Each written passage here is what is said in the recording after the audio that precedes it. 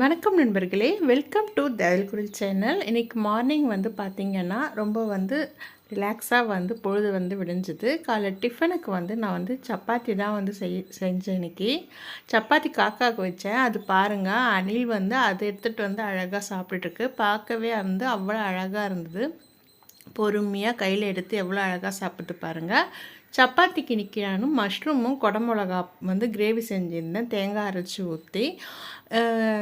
கொஞ்ச நாள் முன்னாடி பார்த்தீங்கன்னா உமாஸ் லைஃப் ஸ்டைல் எத்தனை பேர் அவங்க சேனல் பார்ப்பீங்கன்னு சொல்லுங்கள். அவங்க சேனல் நான் பார்க்கும்போது ஷார்ட்ஸில் சப்பாத்திக்கு இந்த ஒரு சைட் டிஷ் ஷேர் பண்ணியிருந்தாங்க. ஏதோ ஒரு ஹோட்டலில் அவங்க சாப்பிட்டாங்க அப்படின்ட்டு.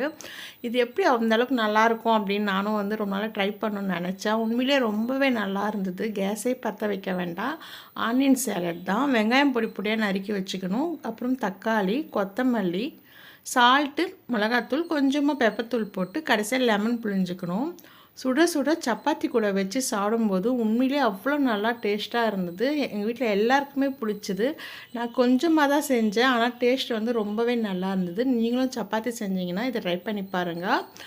காலை சூப்பராக சப்பாத்தியும் குடமிளகா மஷ்ரூம் கிரேவியும். இதுதான் எங்கள் வீட்டில் இன்றைக்கி பிரேக்ஃபாஸ்ட். உங்கள் வீட்டில் இன்றைக்கி என்ன பிரேக்ஃபாஸ்ட் அப்படின்றது கமெண்ட் பண்ணுங்கள். பாய்.